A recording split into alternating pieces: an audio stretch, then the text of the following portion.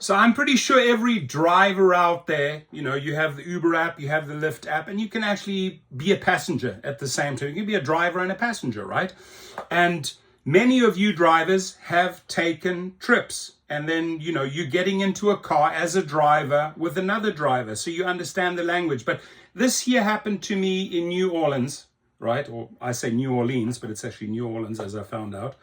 A family called for a ride share to pick them up, but the driver wasn't coming because he or she wanted them to cancel.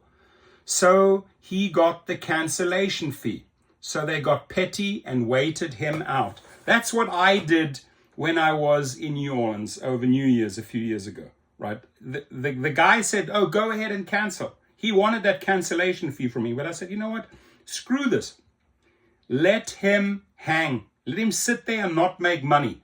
I think in this case, they waited 50 minutes before the driver gave up. So a lot of drivers make money this way. This is not the way to make money, right? You really don't know how long you're going to be sitting around and you're praying for that cancellation. It's not cool towards the ride. It wasn't cool that New Orleans driver did it to me. And drivers are not, a driver that's acting as a passenger ain't stupid. So what did I do? I got onto my wife's app and then ordered another trip. And so I'll wait this MF guy out. He eventually gave up. And I already had the second car on the way. Or you have a second phone and you're ordering a Lyft. So there's ways for riders to combat this. And if a driver is making the money this way,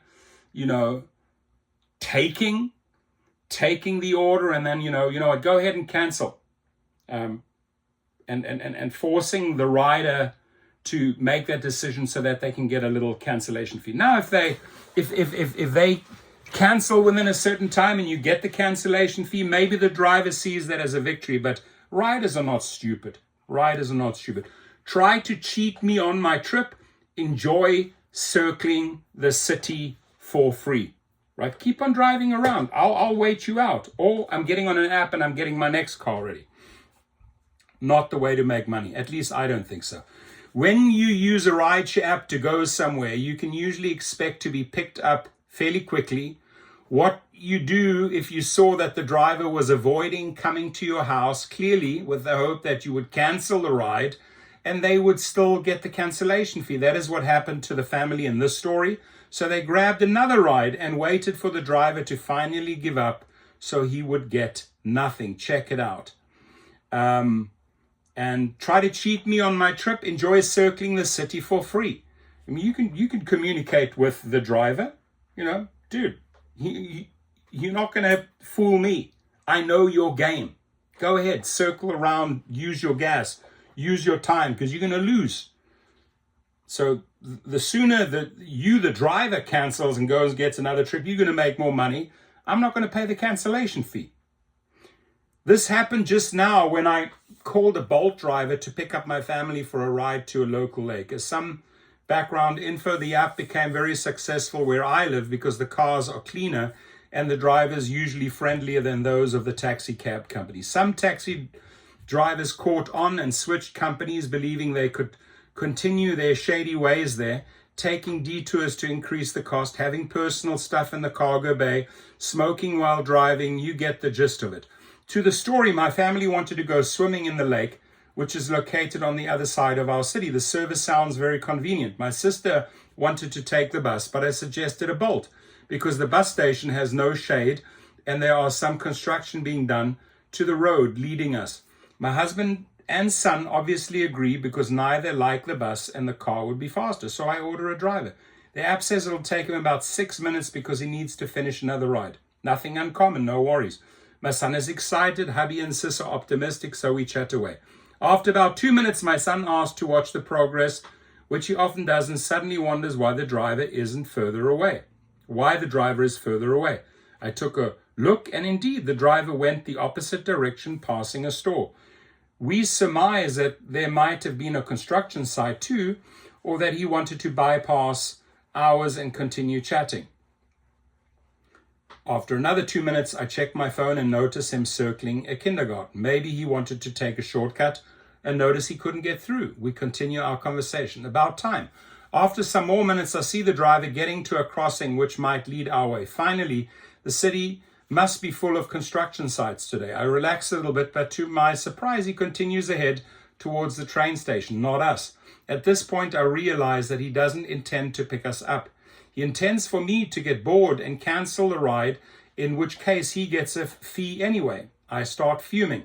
I write him a message stating that I notice him having difficulties getting to my location and that I do not mind him canceling so that someone else might come. The driver doesn't reply, but he gets on the next main street. Possible directions: one way towards us, the train station, a little further away, a big hardware store, very far away. He chooses the hardware store. He's clearly avoiding them. I try to call him, but he doesn't answer. At this point, I've had enough. The driver already wasted about 11 minutes of our time. The bus was long gone by now too. My husband calls another car on his phone. Calls another car on his phone while I write a complaint to the app, including a screenshot of the driver and his car, and decide to wait.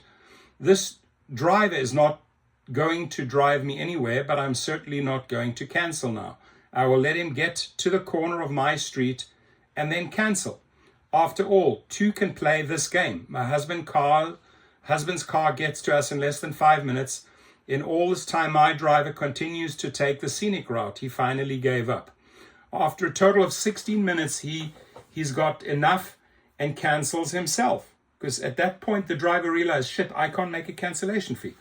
I'm very happy to have ruined 16 minutes of this man's life after he tried to cheat me for my money. I thought exactly the same way when I ordered an Uber in New Orleans. And the guy said, well, you go ahead and cancel. I said, no, you go ahead and cancel. In the meantime, I knew what he was up to because I'm a driver. And I ordered a LYFT on the other app, which came. And when he saw me taking off to downtown New Orleans, right, to the French Quarter, he's like, oh shit, this guy got in another car. Then, only then, about 25 minutes later, did that driver cancel. He got 0.00 and he wasted 25 to 30 minutes of his time. Thank God I wasn't in a rush, otherwise I might have been forced to pay the cancellation fee. So many people tried to scam the system to get a little money for no work. Let's see what the people in the comments say about this. What a terrible situation.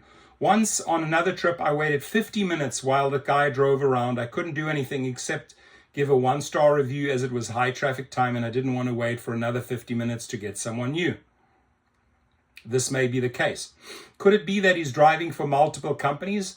I can't think of another sensible reason to waste his own time and fuel for probably small cancellation fees. So just as the rider can start ordering another car, the driver could be operating on another app waiting for the passenger to cancel.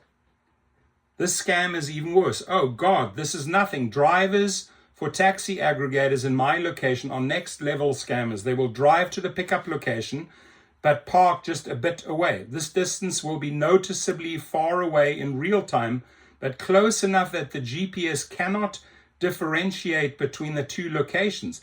Vehicle and the pickup locations. The driver waits for a couple of minutes. Voila, you receive a message on your phone.